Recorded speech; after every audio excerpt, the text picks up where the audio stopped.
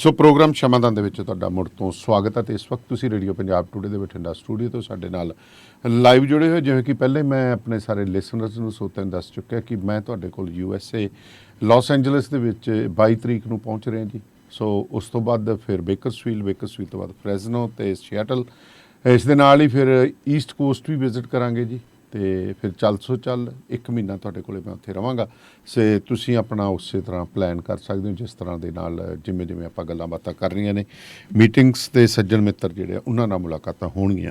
ਸੋ ਮੇਰਾ ਨੰਬਰ ਜਿਹੜਾ ਹੈ WhatsApp ਦਾ ਸੇਮ ਰਹੇਗਾ, +91 ਇੰਡੀਆ ਦਾ ਕੋਡ ਲਾ ਕੇ 9780141741। ਇਸ ਤੋਂ ਇਲਾਵਾ ਜਿਹੜਾ ਮੇਰਾ ਨੰਬਰ ਤੁਸੀਂ ਉੱਥੇ ਮੈਂ ਲਊਂਗਾ ਜਾ ਕੇ USA, ਤਾਂ ਤੁਸੀਂ ਉਹ ਨੰਬਰ ਮੈਂ ਤੁਹਾਨੂੰ WhatsApp ਦੇ ਸਟੇਟਸ ਦੇ ਉੱਤੇ ਵੀ ਸ਼ੇਅਰ ਕਰ ਦਿਆਂਗਾ ਅਤੇ ਮੇਰੇ ਪਿੱਛੋਂ ਸਟੂਡੀਓ ਦੇ ਵਿੱਚ ਵੀ ਜੋ ਮੇਰੇ ਸਹਿਯੋਗੀ ਹੋਣਗੇ ਮੇਰੀ ਥਾਂ ਦੇ ਉੱਤੇ, ਮੈਂ ਵੀ ਉੱਥੋਂ ਪ੍ਰੋਗਰਾਮ ਕਰਦਾ ਰਹਾਂਗਾ, ਇੱਥੋਂ ਵੀ ਚੱਲਦਾ ਰਹੇਗਾ ਪ੍ਰੋਗਰਾਮ। ਸੋ ਕਈ ਵਾਰੀ ਟਰੈਵਲਿੰਗ ਦੇ ਵਿੱਚ ਨਹੀਂ ਪ੍ਰੋਗਰਾਮ ਹੋਏਗਾ ਤਾਂ ਮੈਂ ਉਹਦੇ ਲਈ ਤੁਹਾਡੇ ਤੋਂ ਮਾਫੀ ਚਾਹਾਂਗਾ। ਸੋ ਮੈਂ ਤੁਹਾਨੂੰ ਇੰਟਰੋਡਿਊਸ ਕਰਾਉਣਾ ਡਾਕਟਰ ਸ਼ਿਖਾ ਤਨੇਜਾ ਦੇ ਨਾਲ, ਜਿਹੜੇ ਕਿ ਯੰਗ ਨੇ। ਸੋ ਕਈ ਵਾਰੀ ਆਪਾਂ ਸੋਚ ਲੈਂਦੇ ਜੀ ਜਿਹੜਾ ਟੌਪਿਕ ਆ ਬੜਾ ਕਰੂਸ਼ੀਅਲ ਹੈ ਅਤੇ ਸ਼ਾਇਦ ਸਿਆਣੀ ਉਮਰ ਦੇ ਹੋਣਗੇ, ਬਿਲਕੁਲ ਤੁਹਾਡੇ ਬੱਚਿਆਂ ਵਰਗੇ ਨੇ। ਨਿੱਕੀ ਜੀ ਸਾਡੀ ਭੈਣ ਹੈ। ਸੋ ਹਿੰਦੀ ਦੇ ਵਿੱਚ ਗੱਲਬਾਤ ਜਾਰੀ रखेंगे। सो डॉक्टर शिखा जी, आपका रेडियो पंजाब टुडे के स्टूडियो में बहुत बहुत स्वागत। आप थोड़ा सा लाउड होना पड़ेगा, आपको नज़दीक आना पड़ेगा, क्योंकि होता है तो आप अपनी इंट्रोडक्शन कराएंगी, कहाँ से बिलोंग करते हैं, कहाँ से स्टडीज़ की। सो पहली बार हमारे लिसनर्स से आप इंट्रोड्यूस होने जा रहे हैं, तो प्लीज़ थोड़ा सा विस्तार से है, अगर हो सके तो हल्का फुल्का अंग्रेजी यूज़ कर सकते हैं, इंग्लिश यूज़ कर सकते हैं। नमस्ते साथियों, मेरा नाम डॉक्टर शिखा तनेजा है। मैं मैक्स हॉस्पिटल बठिंडा आँखों के विभाग में काम कर रही हूँ। मैंने MS ऑफ्थल्मोलॉजी उदयपुर से की और उसके बाद फेलोशिप की है LV प्रसाद इंस्टीट्यूट से, हैदराबाद से। मेरी फेलोशिप आई प्लास्टिक सर्जरी, ऑफ्थैल्मिक प्लास्टिक सर्जरी और आई कैंसर्स में हुई है। सो बेसिकली उसमें मेरा सुपर स्पेशलाइजेशन हुआ है, तो ये मेरे फील्ड ऑफ इंटरेस्ट, इसी में मैं ज़्यादा काम करती हूँ, आई प्लास्टिक सर्जरी एंड आँखों के कैंसर से रिलेटेड। तो बठिंडा कैसे आना हुआ? बस डेस्टिनी। सो नॉर्मली बहुत छोटा शहर है, लेकिन एम्स के आने के बाद तो it is on the health map now days. तो आप बात कर रहे थे इसके आई कैंसर की। तो कैंसर तो बेसिकली इट इज़ रियली एक बड़ा मैटर ऑफ कंसर्न है, एक चिंताजनक विषय है, हम कह सकते हैं। तो ये कैंसर का असल में क्या टेक्निकल नेम क्या है, और इसकी जो हम कहते हैं कि पहचान कैसे होती है? क्योंकि बाद में तो पता चलता आँख बाहर निकल आई, वो मैंने कैंसर के ऊपर बड़ी स्टोरीज़ की हुई, लेकिन बेसिकली कब पता चलता है, किस एज में पता चलता है? आई कैंसर हर एज ग्रुप में हो सकते हैं, बड़ों में भी हो सकते हैं, बच्चों में भी हो सकते हैं। अगर हम बात करें, आजकल 8 to 14 मई रेटिनोब्लास्टोमा अवेयरनेस वीक चल रहा है, तो हम उस पर ज़्यादा चर्चा कर रहे हैं। रेटिनोब्लास्टोमा के बारे में बात करना इसलिए भी ज़रूरी है क्योंकि ये बच्चों में होता है। 90% 90 to 95% हम लोगों का 5 years की कम एज ग्रुप में होता है जी, और इतना छोटा जितना 1 महीने के बच्चे को भी हो सकता है ये। तो ये है रेटिनोब्लास्टोमा। ऐसे ही और अडल्ट्स में कैंसर्स होते हैं, वो अलग कैटेगरी होती है। मेलेनोमास हो सकते हैं, पलक में गठान हो सकती है, या हमारी आँख के अंदर भी हो सकते हैं जी। अगर हम रेटिनोब्लास्टोमा की बात करें तो वो क्यों होता है? इसलिए होता है हमारे DNA में कुछ चेंजेस हो जाते हैं, मतलब हमारे जीन्स में ही कुछ चेंजेस आ जाते हैं जिसकी वजह से ये होता है जी। ऑल्सो ये फैमिली में रन करता है, मतलब अगर माता पिता को है तो बच्चों को भी होने के चांसेस ज़्यादा है, संभावना ज़्यादा है। अच्छा, पहले अक्सर कहा जाता है कि अगर दूसरा कोई कैंसर है तो DNA में ट्रेवल नहीं करता है, लेकिन ये आँख का जो है ये DNA में ट्रेवल करता है। यस, ये वाला जो रेटिनोब्लास्टोमा वाला है ये DNA में ट्रैवल करता है। सो अगर हम सारे रेटिनोब्लास्टोमा को देखें तो 30 से 40% एक्चुअली में हेरिटेबल है, मतलब हमारे पेरेंट्स से हमें वो मिल रहा है। तो अगर फैमिली में किसी को है तो दैट इज़ हम लोगों को सतर्क हो जाना है कि चेकअप करवाओ बच्चों का। डे 1 से ही। डे 1 से ही, करेक्ट। इनफैक्ट कुछ केसेस में प्रेगनेंसी में भी पकड़ा गया है, मतलब मदर बच्चे को कैरी कर रही है, अल्ट्रासाउंड्स में दे हैड एन आइडिया कि हो सकता है इस बच्चे को आगे जाके रेटिनोब्लास्टोमा कैंसर है। तो इसीलिए इसे हम हेरिटेबल भी कहते हैं। अब अगर हम लक्षण देखें, कैसे हमें पता चलेगा कि बच्चे को कैंसर हो सकता है, सिम्टम्स देखें या साइंस देखें, तो मोस्ट इम्पॉर्टेंट, सबसे ज़्यादा कॉमन, जो सबसे ज़्यादा देखा जाता है वो है ल्यूकोकोरिया या वाइट लाइट रिफ्लेक्स। उसमें हमारी जो काली पुतली होती है उस पर सफ़ेदी आ जाती है, जैसे वो आपका वो कहते हैं मोती आ जाता है। Correct, something like that. तो जैसे बिल्ली की आँख चमकती है ना। Okay, totally different kind. हाँ जी, तो क्योंकि इंसान की आंख तो चमकती नहीं है ना। करेक्ट। तो ये चमकने लगती है, रिफ्लेक्ट करती है। यस, इसको येलो रिफ्लेक्स या वाइट रिफ्लेक्स कह सकते हैं। अगर मैं सबको समझाने के लिए कहूँ तो सबको समथिंग लाइक जैसे बिल्ली की आंख चमक रही होती है वैसा होता है। तो ये सबसे ज़्यादा कॉमन सिम्टम है। उसके अलावा आंख एकदम से बच्चे की टेढ़ी हो जाए, भेंगी हो जाए, वो भी एक साइन होता है। उसके अलावा अगर आप देखें बच्चे की आंख बाहर आ रही है या उसका आकार चेंज, सूज के बाहर आ रही है, आकार चेंज हो रहा है, दोनों आंखों में कुछ अंतर दिख रहा है, या एकदम से लाली आ जाना, आंख में दर्द आना, बच्चा बार बार आंख के आगे हाथ रख रहा है, तो पता चल रहा है कि बच्चा कंफर्टेबल नहीं है, कोई प्रॉब्लम बोल नहीं सकता। तो वो एग्जैक्टली 3 महीने 1 महीने का बच्चा, 1 साल का बच्चा क्या बोलेगा आपको। बट मदर, घर के बड़े बुजुर्ग आराम से पिकअप कर सकते हैं कि बच्चा ठीक नहीं फील कर रहा है, कोई प्रॉब्लम है बच्चे के साथ। तो ये साइंस होते हैं इसके। ये एक आंख में भी हो सकता है, दोनों आंख में भी हो सकता है, ऐसा नहीं है कि सिर्फ एक ही आंख में होगा, ये दोनों आंख में भी हो सकता है।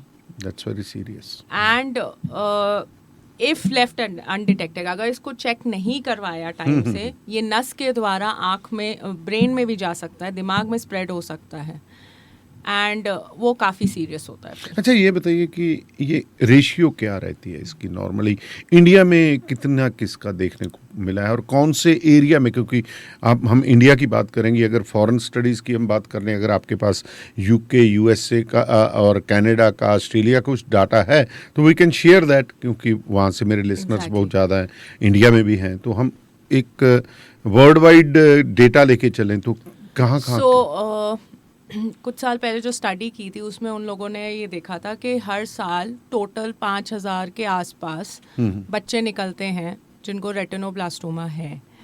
उसमें से ऑलमोस्ट 2,000 इंडिया में ही है।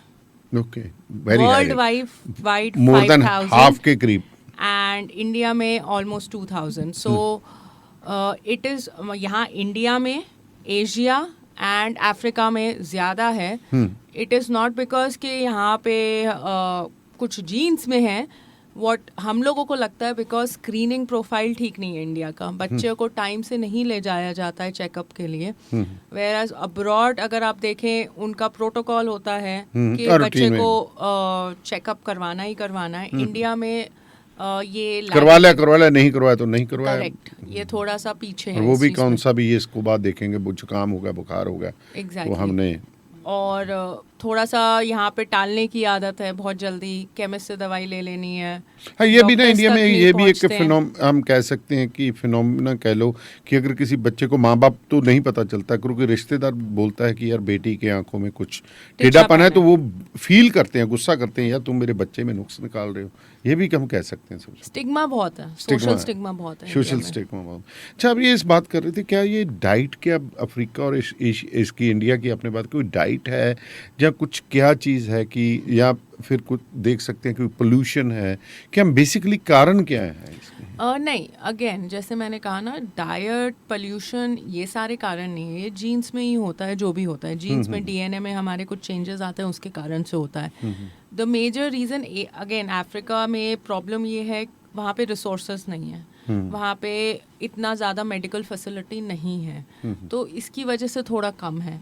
वेयरएज इंडिया में भी अब लोग जागरूक हो रहे हैं, बिकॉज बहुत लोग इस पे काम कर रहे हैं, बहुत सेंटर्स काम कर रहे हैं इसके ऊपर स्पेसिफिकली।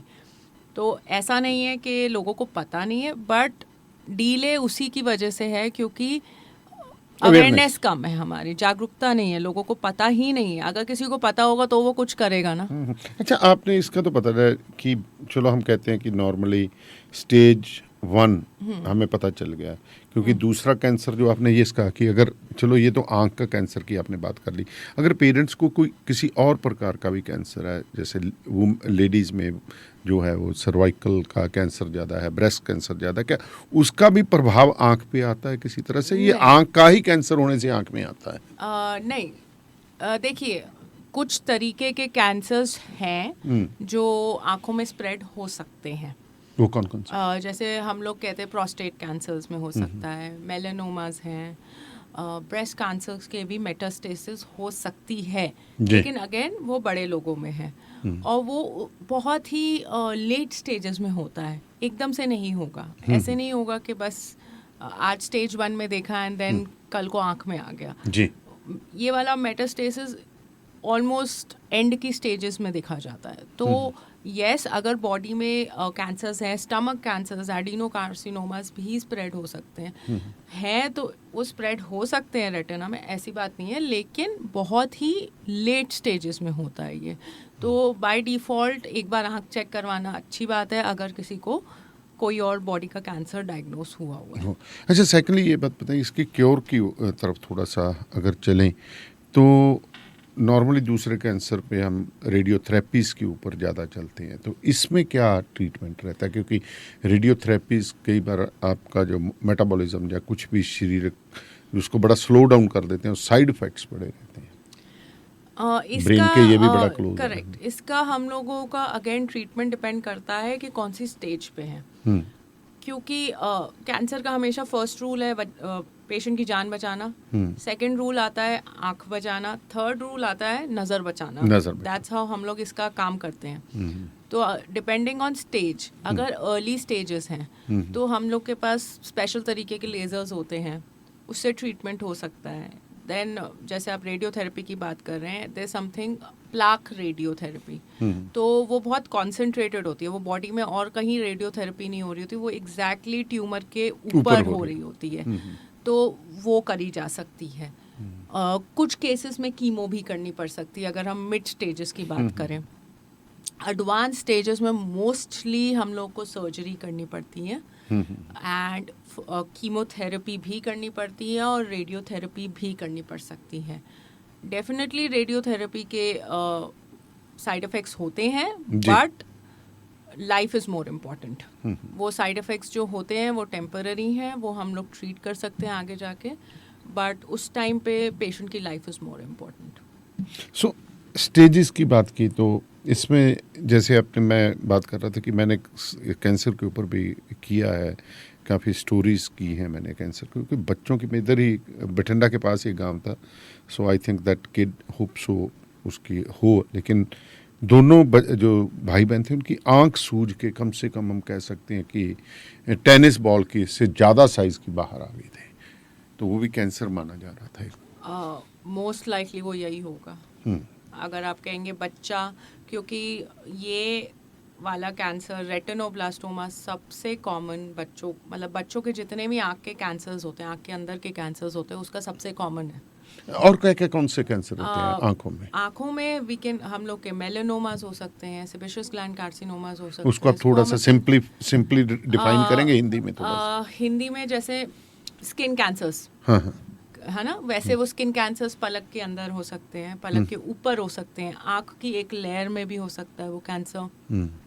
उसके अलावा मेलानोमा जैसे बाहर बहुत कॉमन है, इंडिया में कम है। मेलानोमा बेसिकली जैसे हम कहते नहीं है कि काला निशान, अगर कोई काला धब्बा दिख रहा है आपको जो बढ़ रहा है स्किन पे, उसका ध्यान रखिए, वो कैंसर हो सकता है। सो वो टिपिकली मेलानोमास हो सकते हैं। वो आँख के अंदर एक लेयर में भी हो सकते हैं। सो दीज आर कॉमन अगर हम कहें। उसके अलावा दीज आर मेलिग्नेंट, मतलब जो रैपिडली बहुत तेजी से बढ़ता है, मल्टीप्लाई होते हैं। हाँ। अगर हम बिनाइन की बात करें, बहुत कॉमन डर्मोइड्स हैं। डर्मोइड्स जिसको हम नॉर्मल गठान सी होती है बच्चों में, अगेन बहुत कॉमन होती है, बाय बर्थ होती है। श्वानोमास हो सकते हैं, ब्लड वेसल्स के कैंसर्स हो सकते हैं जिसमें ब्लड वेसल का गुच्छा बन जाता है, तो ये भी हो सकते हैं। सो इसका जब आप डायग्नोज करते हैं तो कैसे इसको डायग्नोज करते हैं, क्या क्या इनकी जो स्कैनिंग्स वगैरह या इसको हमको कहते हैं टेस्ट क्या रहते हैं इसमें? अगर कोई बच्चा आता है जिसको हम सस्पेक्ट कर रहे हैं कि उसको कैंसर हो सकता है, रेटिनोब्लास्टोमा हो सकता है, तो हम उसकी आंख में दवाई डाल के अच्छे से पहले तो पर्दे की जांच होएगी, है ना। उसके बाद अल्ट्रासोनोग्राफी, आंख के अल्ट्रासाउंड या बी स्कैन करना पड़ता है जी। बहुत इंपॉर्टेंट फाइंडिंग्स उसमें हमें पता चलती हैं। उसके अलावा सीटी स्कैन या एमआरआई की भी ज़रूरत पड़ सकती है। तो आपने ये तो कह दिया, अब आपने बात की थी प्लास्टिक सर्जरी की, ये भी एक आंख की प्लास्टिक सर्जरी, चलो फेस की तो मैंने सुना है और भी बड़ा सुना है, तो आंख की प्लास्टिक सर्जरी कहाँ होती है बेसिकली? क्या एक्सीडेंट्स में भी आंख ख़राब हो जाती है और भी है? तो बड़ा एक हम कॉल लेते हैं, फिर कॉल के बाद आगे चलेंगे। तो सत श्री अकाल जी खालसा जी। हेलो। हाँ जी, हाँ जी, सत श्री अकाल जी। हाँ जी, ਤੇ ਇੱਕ ਘੰਟਾ ਤੁਹਾਡਾ ਰੇਡੀਓ ਜਿਹੜਾ ਹੈ ਉਹ 에ਅਰ ਤੇ ਨਹੀਂ ਹੈ। ਹੁਣ 6 ਵਜੇ ਤੋਂ ਲੈ ਕੇ 7 ਵਜੇ ਕੇ 5 ਮਿੰਟ ਸਾਡੇ ਹੋ ਰਹੇ BC ਚ ਜੀ, ਇਹ 에ਅਰ ਤੇ ਨਹੀਂ ਸੁਣ ਰਿਹਾ। ਇਹ ਤੁਹਾਡੇ ਕੋਲੇ iOS ਹੈ ਨਾ ਜੀ, ਐਪਲ ਦਾ ਫੋਨ ਹੈ? ਐਪਲ ਮੈਂ ਕਹਾਂ ਜੀ ਹੁਣੇ ਪਹਿਲਾਂ ਵੀ ਤੁਸੀਂ ਐਪਲ ਦੀ ਸ਼ਿਕਾਇਤ ਕੀਤੀ ਸੀ, ਚਲੋ ਮੈਂ ਤਾਂ ਹਾਂ, ਹੁਣੇ ਇਹ ਦੱਸ, ਅੱਗੇ ਸਾਰੇ ਰੇਡੀਓ ਬਾਕੀ ਸੁਣਦੇ ਨੇ ਤੇ ਤੁਹਾਡਾ ਕਿਉਂ ਨਹੀਂ ਸੁਣਦਾ? ਮੈਂ ਵੇਖਦਾ ਜੀ, ਚੈੱਕ ਕਰਾਉਣਾ ਮੇਰੀ ਟੈਕਨੀਕਲ ਟੀਮ। ਕਰੋ, ਚੈੱਕ ਕਰੋ ਪਲੀਜ਼। ਠੀਕ ਹੈ ਜੀ, ਥੈਂਕ ਯੂ ਜੀ। ਤੇ ਖਾਲਸਾ ਜੀ ਨੇ ਸਾਨੂੰ ਫੀਡਬੈਕ ਦਿੱਤੀ, ਸ਼ਾਇਦ 2-3 ਦਿਨਾਂ ਤੋਂ ਸਾਡੀ ਜਿਹੜਾ iOS ਦੀ ਜਿਹੜੀ ਅਸੀਂ ਸਟ੍ਰੀਮ ਲਈ ਹੋਈ ਹੈ ਜੀ, ਉਹ ਪ੍ਰੋਬਲਮ ਕ੍ਰੀਏਟ कर रही है। सो ਆਪਾਂ पॉइंट पे वापस आइए। डॉक्टर शिखा, मैं वो बात कर रहा था कि ये जो प्लास्टिक सर्जरी, मैं वहीं से शुरू हो जाता हूँ, तो बड़ी सेंसिटिव इशू है इसका जी।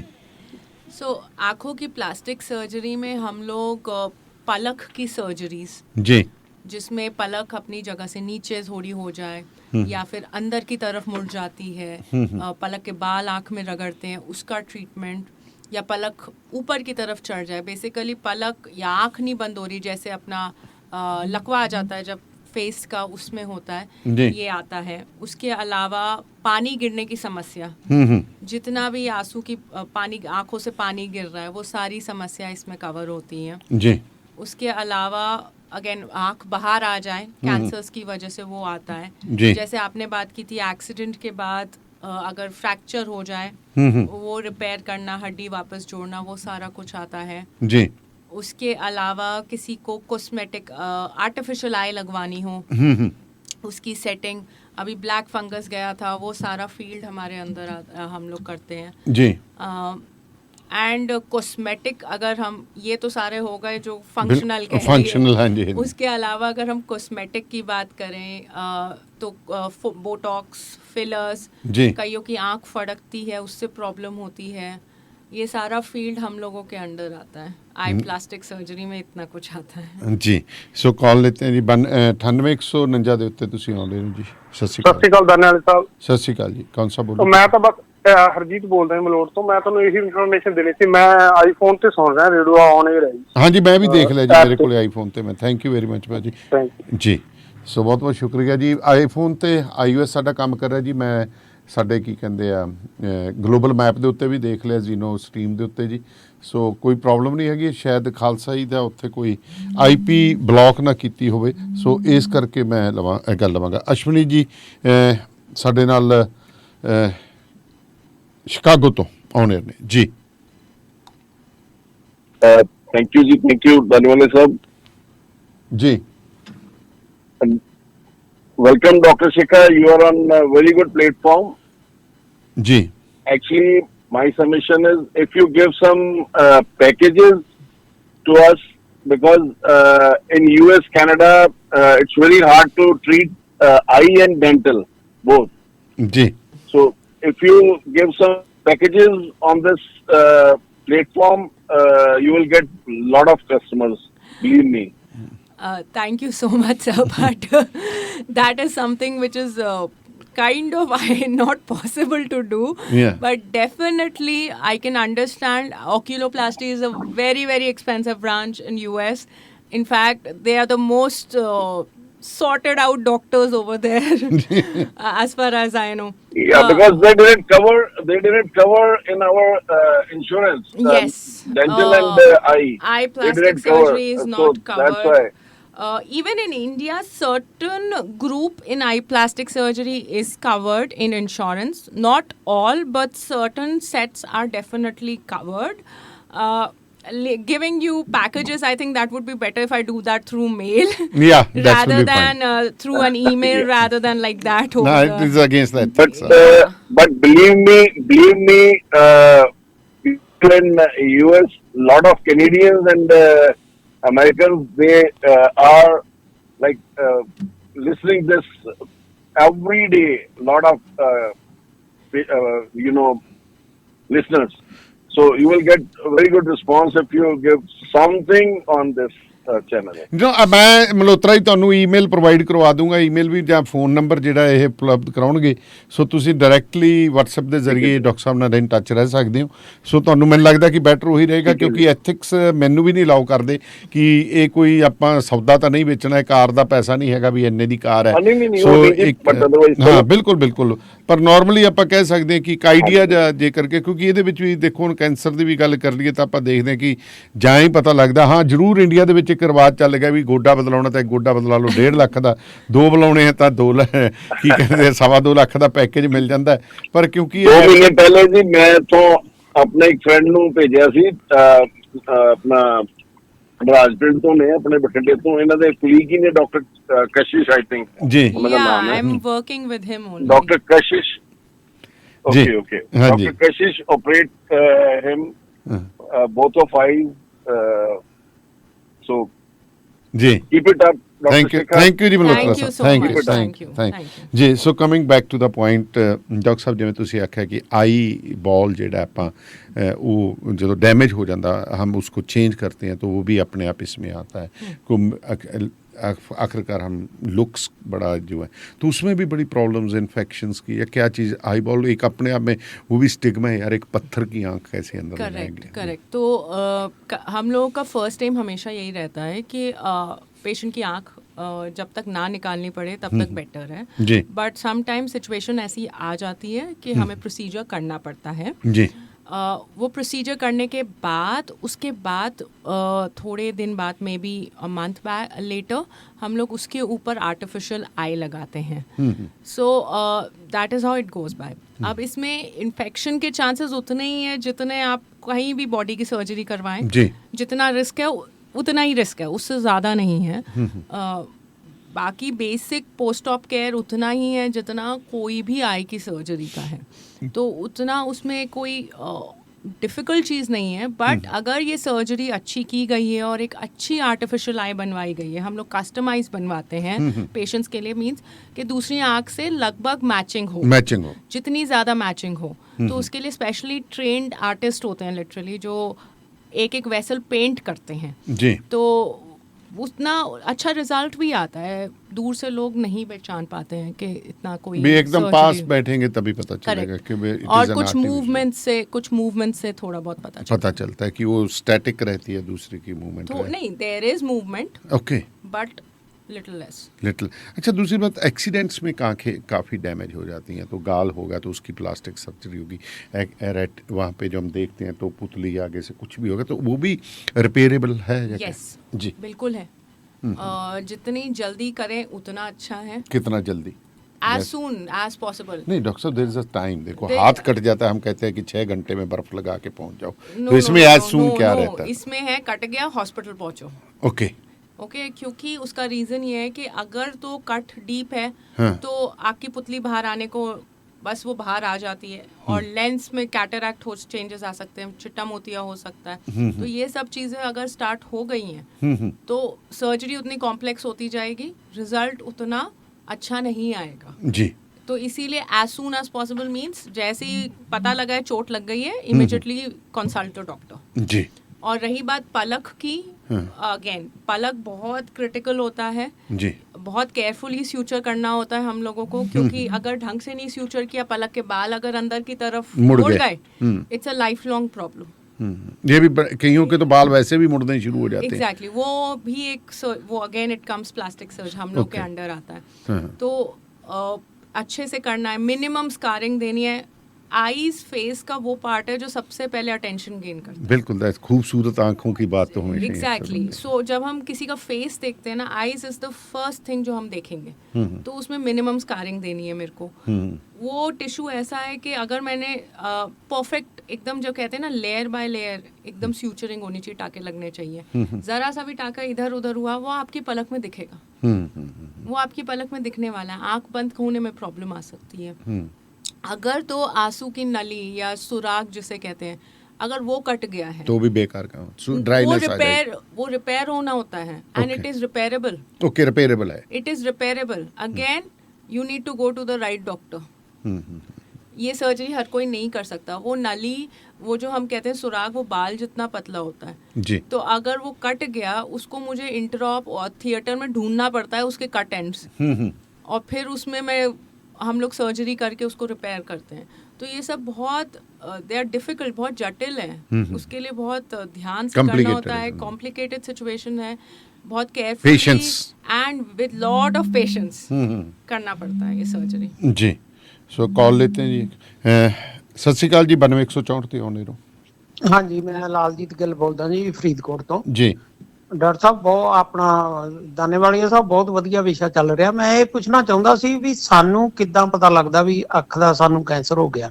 ਨੰਬਰ 2 ਤੇ ਮੈਂ ਥੋੜਾ ਜਿਹਾ ਵਿਸ਼ੇ ਤੋਂ ਹਟ ਕੇ ਵੀ ਜਿਸ ਤਰ੍ਹਾਂ ਲੈਂਜ ਪਵਾਏ ਹੋਣ ਸਾਡੇ ਜੀ 40 ਸਾਲ ਦੀ ਉਮਰ ਜਾਂ 50 ਸਾਲ ਦੀ ਉਮਰ ਚ ਲੈਂਜ ਪੈ ਜਾਂਦੇ ਆ, ਤੇ ਕੀ ਉਹ ਲੈਂਜ ਪਾਉਣ ਦੇ ਬਾਵਜੂਦ ਵੀ ਸਾਨੂੰ ਇਹ ਮਤਲਬ ਹੋ ਸਕਦਾ ਜੀ कैंसर? जी। Thank you. डॉक्टर साहब, बड़ा इंटरेस्टिंग क्वेश्चन। नमस्ते जी, बहुत अच्छे क्वेश्चंस हैं। तो जैसे आप बड़ी उम्र के हैं तो बड़ी उम्र का मैं बताती हूँ कि कैंसर के क्या क्या लक्षण हो सकते हैं। स्पेशली इंडिया में जो कॉमन है वो पलक का कैंसर है।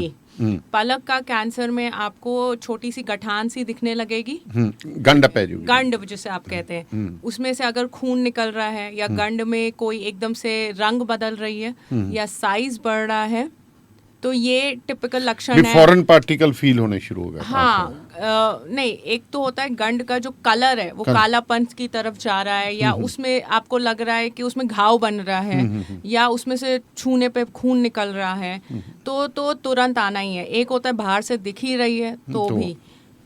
एक होता है आँख के अंदर वाला, जो आँख के अंदर वाले का एक ही तरीका है, वो है नज़र में प्रॉब्लम आना जी, और कईयों का प्रेशर बढ़ना आँखों का। तो मेजरली अगर आँख के अंदर का कैंसर अगर आप एज अ पेशेंट हमें दिखाने आएंगे तो आपकी एक ही कंप्लेन होगी, मैम मेरे को नज़र कम है। आँख का बाहर का गंड दिख सकती है, खून निकल सकता है, ये होता है। और एक और जैसे इन्होंने बोला था कि चुभन होती है एक तरीके के कैंसर में। वो जैसे हम लोग कॉमनली यहाँ पे बोलते हैं मांस बढ़ रहा है, आँख के ऊपर मांस बढ़ रहा है, उसमें भी कैंसर हो सकता है जी।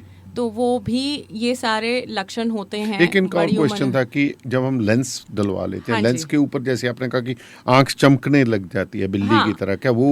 नो, वो अलग है। अच्छा, वो अलग है। नहीं, वो मैं कह रहा हूँ, क्या अगर जो कैंसर वो होता है लेंस बदलने के बाद क्या वो आ सकता है? नहीं, लेंस का कैंसर से कोई लेना देना नहीं। मैं सिंप्लीफाई करता हूँ, आपने लेंस लगवा लिया, ठीक है, उसके बाद में कैंसर आ रहा है तो आप कहते हैं कि वो टिमटिमाती है, तो क्या वो लगा हुआ लेंस भी उसी तरह से टिमटिमा रहा, उसके ऊपर लेयर आएगी वैसे? कुछ वो नहीं आएगी। वो बच्चों वाले कैंसर में ही वो बच्चों वाले कैंसर में टिमटिमाने का है। ठीक है। अच्छा, जैसे आपने कहा कि आपको 40-50 साल की उम्र में लेंस डल जाता है, उसके बाद भी कैंसर हो सकता है, क्योंकि लेंस चिट्टा मोतिया के लिए ही डालते हैं, उसके अलावा किसी चीज़ के लिए नहीं होता। अच्छा, एक चीज़ और बड़ा क्वेश्चन मैं अभी बात कर रहा था, कई लोगों को आजकल शौक है, हम कहते हैं कि वो कॉस्मेटिक लेंसेज डालते हैं। तो आई साइट हो गया, कॉस्मेटिक लेंसेज हैं, तो कॉस्मेटिक लेंसेज के भी अंदर वो अपना जख्म बन जाता है, तो कितना का डेंजरस है? क्या है वो, उसमें भी कुछ ऐसी गड़बड़? क्योंकि जख्म से जी। कॉस्मेटिक लेंस है आपका कहने का मतलब कॉन्टैक्ट लेंस? कॉन्टैक्ट लेंसेज, सो वही होगा ना, रंग हरा लाल नीला पीला। करेक्ट। कॉन्टैक्ट लेंसेज से आँख में जख्म जब बन जाता है तो प्लीज़ कॉन्टैक्ट लेंस मत पहनिए जी, है ना। और अगेन फटाफट विशेषज्ञों को दिखाइए क्योंकि इन्फेक्शन हो सकता है आँख में। तो फर्स्ट थिंग, अगर आपको आपका कॉन्टैक्ट लेंस ज़रा सा भी इरिटेट कर रहा है, आँख में कोई भी तकलीफ दे रहा है, जी, फर्स्ट थिंग इज वो मत पहनिए एंड कोई आई मेकअप नहीं लगाना, नहीं लेना है जी, लैशेज वगैरह जो काजल नथिंग, वगैरह नो कुछ नहीं। Makeup, no makeup means no No makeup, absolutely zero makeup, चाहे जो हो जाए, क्योंकि अगर आंख में इन्फेक्शन है, आपने कोई भी प्रोडक्ट यूज किया है, वो इन्फेक्ट हो गया, जी, you have to throw that, उसको आपको निकालना पड़ेगा। तो इसीलिए कॉन्टैक्ट लेंस से डेफिनेटली कई बार जख्म हो जाते हैं, तो कॉन्टैक्ट लेंस हाइजीन मेंटेन करना होता है, प्रॉपर्ली उसको अच्छे से साफ करना होता है, लेंस सोल्यूशन रोज चेंज करना होता है, पानी से नहीं धोना होता है बिल्कुल भी, जी। एंड कॉन्टैक्ट लेंस की एक्सपायरी का ध्यान रखना होता है, नीचे गिर गया तो नहीं पहनना है।